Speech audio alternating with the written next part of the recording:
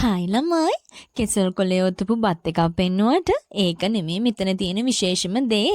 මම අද ඔයාලට අරගෙන ආවේ රසකාරක නැතුව ගෙදරදිම ඔයාලා හැමෝම කන්න ආස අපේ ජාතික ආහාරයෙන් කොහොමද රසවත් සොසේජස් එකක් හදන්න කියන. ජාතික ආහාරය කිව්වහම ඔයාලට හිතෙන්නේ නැතිනේ මේ මොන වගේද මේ සොසේජස් හදලා තියෙන්නේ කියන. ඔව් මම මේ සොසේජස් හදලා තියෙන්නේ පරිප්පු වලින්. ඔයාලා මීට කලින් පරිප්පු වලින් හදපු සොසේජස් කාලා තියෙනවද? සමහර විට කාලා නම් නැතුව ඇති. එන්නකො අද අපි ලේසියම පරිප්පු වලින් සොසේජස් හදන්න.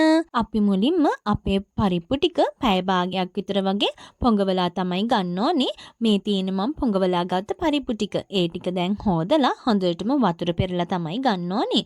පරිප්පු ඇට ටික සුදු පාටට වගේ අර ලා පාට වෙනකම්ම පෙඟුනත් ගොඩක්ම හොඳයි. ඊට පස්සේ අපි අපේ තෙම්පරාදුව හදාගන්න ලෑස්ති කරගන්න ඕනේ.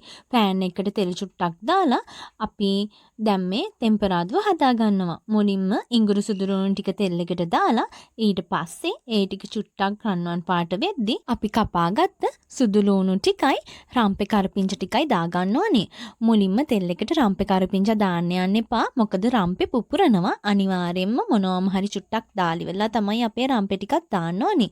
මම මෙතනදී රම්පේ දාන්නේ අපේ සොසේජස් එකට තවත් රසයක් එකතු වෙන්න ඕනේ නිසා රම්පේ කෑලි ටික පස්සේ අයින් කරනවා. ඊට පස්සේ ඒකටම ලුණු ටිකක් දාලා මේක හොඳටම තෙම්පරාදු කරලා තමයි ගන්න ඕනේ. ඒ ටික තෙම්පරාදු වෙද්දි අපි ගත්ත කුළු බඩු ටිකක් දාලා ඒ ටිකත් හොඳටම කලවම් කර ගන්න ඕනේ. ඒ ටිකත් හොඳටම කලවම් වුණාම අපි පෙඟෙන්න තියාගත්ත පරිප්පු ටිකක් දාලා හොඳටම කලවම් කරලා වතුර ගොඩාරියක් නෙමේ සාමාන්‍යයෙන් වතුර චුට්ටක් මේකට එකතු කර ගන්න ඕනේ. නැත්තම් හරියට අපේ පරිප්පු ඇට ටික තැම්බෙන්නේ නැතුව යනවනේ. වතුර පොඩ්ඩක් එකතු කරලා හොඳටම මේක කලවම් කරලා මේක චුට්ටක් උයා ගන්න තමයි තියෙන්නේ. ගොඩාරියක් මේක උයන්න ඕනිත් නැහැ. නිකන් අර අපි කෑමට ගන්න ප්‍රමාණය උයන්න ඕනේ නැහැ. මෙන්න මේ වගේ ප්‍රමාණය වෙද්දි මේක හොඳටම නිමෙන්න තියෙන බ්ලෙන්ඩර් කරගන්න ඕනි. බෙන්ඩර් කරද්දි අර රම්පේ කෑලි ටික අයින් කරලා බ්ලෙන්ඩර් කරගන්න. මෙහෙම බෙන්ඩර් කරලා බලන්න. එතකොට අපේ පරිප්පු එක තෙත ගතියට නැතුව මෙන්න මෙහෙම පිටි ගතියට තියෙනවා. එතකොට මේකට